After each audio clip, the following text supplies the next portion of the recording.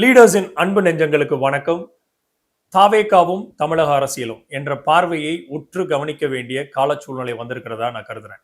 ஏன்னா தாவேகா முன்வைக்கக்கூடிய அரசியல் ஒரு வெறுப்பு அரசியலாக உருவாறுதா அப்படிங்கிற ஒரு கேள்வி திரு ஆதவ் அர்ஜுனா அவர்கள் முன்வைச்சிருக்கக்கூடிய அரசியல் பார்வை மூலியமாக கேட்கப்படணும்னு நினைக்கிறேன். ஏன்னா தாவேகாவினுடைய திரு ஆதவ் அர்ஜுனா கடந்த சில வாரங்களுக்கு முன்னாடி எக்ஸ் தளத்துல பதிவிட்ட ஒரு போஸ்ட் ஒன்று இருக்குது. பங்களாதேஷ் போன்று, நேபாள் போன்று, ஸ்ரீலங்கா போன்று தமிழகத்திலும் மிகப்பெரிய ஒரு அரசியல் கிளர்ச்சி நடக்கணும். மாணவர்கள் அத்தனை பேரும் ரோட்டுக்கு வரணும். தமிழக அரசாங்கத்திற்கு எதிரான போராட்ட களத்துல உண்டு பண்ணணும் அப்படிங்கிற ஒரு கிளர்ச்சியான ஒரு போஸ்ட போட்டுட்டு உடனடியாக அதை நீக்கவும் செய்தார். ஆனால் அதிலிருந்து அவர் பாடத்தை கத்துக்கிட்டாரா, எஃப்ஐஆர் பதிந்ததுக்கு அப்புறம் அதற்கான பாடத்தை கத்துக்கிட்டாரா அப்படின்னா இல்ல. கடந்த சில தினங்களுக்கு முன்னாடி தாவேகாவினுடைய பொதுக்குழு நடந்திருக்கும் போதும் அந்த பொதுக்குழுல அவர் முன்வைத்த அரசியல் பார்வைகளை தாண்டி ஒரு வெறுப்பு அரசியலை முன்வைக்கக்கூடிய பல கருத்துக்களை திரு ஆதவ அர்ஜுனா அவர்கள் வெளிக்கண்டிருக்கிறார். அதுல மிக முக்கியமான ஒரு கருத்துன்னு பார்த்தோம்னா, ஒரு பத்திரிகையாளரை நோக்கி ஒரு மீச வச்சிருக்கிற ஒரு பத்திரிகையாளர் மீடியா இருந்தா அவ்வளவு உங்களுக்கு கொழுப்பா, இல்லைன்னா நாங்க உங்களை அது பண்ணிடுவோம் இது பண்ணிடுவோங்கிற மாதிரி ஒரு மிரட்டல் தோணியில ஒரு விதமான ஒரு அரசியல் பார்வையை முன்வைக்கிறார். இது நார்த் இந்தியாவுக்கு மிக பழகிய ஒன்றுதான் அப்படிங்கிறது நம்ம எல்லாருக்கும் தெரியும். ஏன்னா பாரதிய ஜனதா கட்சியினர் அவர்களுடைய சித்தாந்தமும் சரி, அவர்களுடைய அரசியலும் சரி, மிக முக்கியமாக ஒரு வெறுப்பு அரசியலை முன்வைத்துதான் அவர்களுடைய அரசியல் பார்வை இருந்திருக்குது நம்ம பார்க்கிறோம்.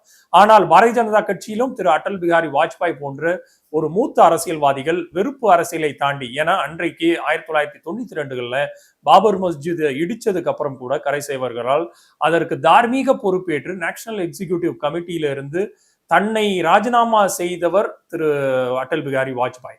அதே மாதிரி 2002 கோத்ரா ரயில் எரிப்பு சம்பவம் நடந்தபோது திரு இன்றைய பிரதம மந்திரி நரேந்திர மோடி அவர்களை ராஜினாமா செய்யணும் வலியுறுத்தினவர் திரு வாஜ்பாய் அவர்கள். சோ அப்பேற்பட்ட தலைவர்கள் இருந்தால் கூட அன்றைக்கு வெறுப்பு அரசியலை நோக்கியும் ஒரு அறம் சார்ந்த அரசியலை முன்னெடுத்ததுல மிக முக்கியமான தலைவர் திரு வாஜ்பாய் அவர்கள். ஆனால் பாரதிய ஜனதா கட்சியினுடைய முகமாக திரு தாவேகாவினுடைய ஆதவ அர்ஜுனாவுடைய பேச்சு ஒரு வெறுப்பு அரசியலை முன்வைக்கிறதா அப்படிங்கிற ஒரு பார்வையை நம்ம முன்வைக்கணும். ஏன்னா அவர் அன்றைக்கு போட்ட ஒரு போஸ்ட் இன்றைக்கு நார்த் இந்தியால மிகப்பெரிய ஒரு கலவரத்தை உண்டு பண்ணியிருக்கும். ஏன்னா இதே ஒரு கட்டத்துல பீகாரினுடைய மிக முக்கியமான ஒரு யூடியூபர் மனிஷ் என்பவர் கடந்த சில வருடங்களுக்கு முன்னாடி தமிழகத்துல பீகாரிகள் அடித்து துன்புறுத்தப்படுகிறார்கள் அப்படிங்கிற ஒரு போஸ்ட ஒரு ஃபேக்கான ஒரு நெரேட்டிவை செட் பண்றதுக்கு நினைச்சு அது மிகப்பெரிய ஒரு அதிர்வலைகளை தமிழகத்துல பீகாரில் மத்தியில இந்தி பேசும் மத்தியில மிகப்பெரிய ஒரு அதிர்வலைகளை ஏற்படுத்துச்சு.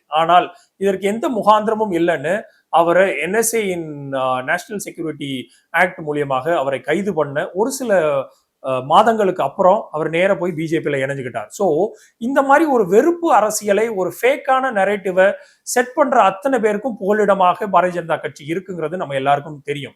அதே மாதிரி ஒரு அரசியலை திரு ஆதவ் அர்ஜுனா அவர்கள் தமிழக மண்ணுல நிலைநிறுத்த முற்படுகிறாரா அப்படிங்கிற ஒரு பார்வை தொடர்ச்சியாக எழுப்பப்பட்டு வருகிறது.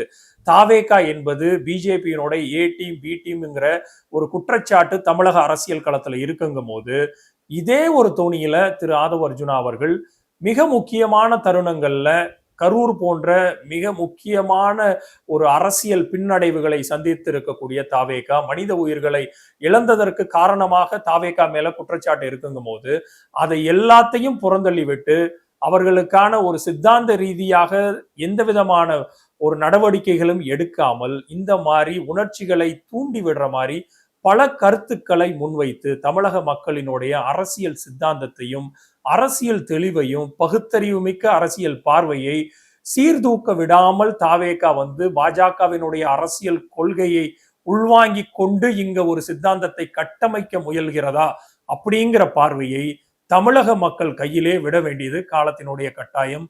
தமிழக மக்கள் பாரதிய ஜனதா கட்சியினுடைய அரசியலையும் தாவேகாவில் இருக்கக்கூடிய ஆதவ் அர்ஜுனா போன்றவர்கள் உருவாக்க நினைக்கக்கூடிய இன்றைக்கு இருக்கக்கூடிய பிரிவினைவாத அரசியலையும் ரெண்டையும் சரிசமமாக ஆராய்ந்து பார்த்து அவர்களுக்கான அரசியல் தெளிவு எப்பவும் உள்ளது போல தமிழக மக்கள் முடிவெடுக்க வேண்டியது காலத்தினுடைய கட்டாயமாக இருக்குது. ஏன்னா இது நம்ம பொற்றாம் பொதுவாக நம்ம இந்த பார்வையை வைக்கிறதுக்கு இல்லை.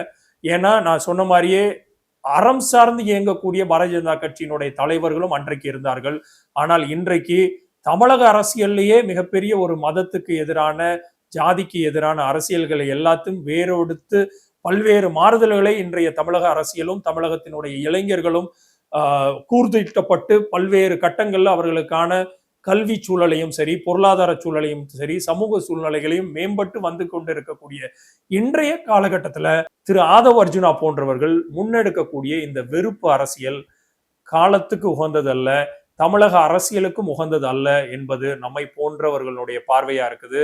ஆனால் இதை தமிழக மக்கள் உங்களுக்கான அரசியலை எதர்வாக முன்னெடுக்கணும், ஆதவ் அர்ஜுனா போன்றவர்கள் பின்னோக்கி இழுத்து செல்லக்கூடிய அரசியலையா, வேறு அரசியல் தளங்கள் உங்களுக்கான எந்த அரசியலையும் நாம் இந்த அரசியலை தான் நீங்க முன்னெடுக்கணும் அப்படிங்கிறது நம்மளுடைய பார்வை இல்லை.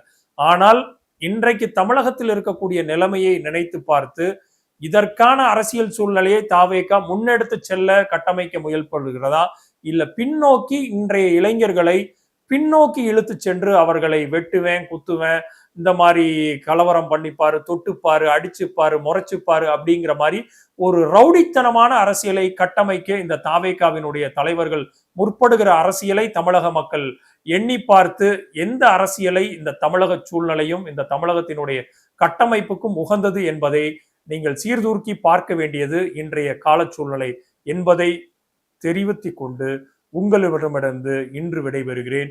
மற்றும் ஒரு வீடியோல நாளைக்கு லீடர்ஸ் சேனலில் உங்களை சந்திக்கிறேன். நன்றி.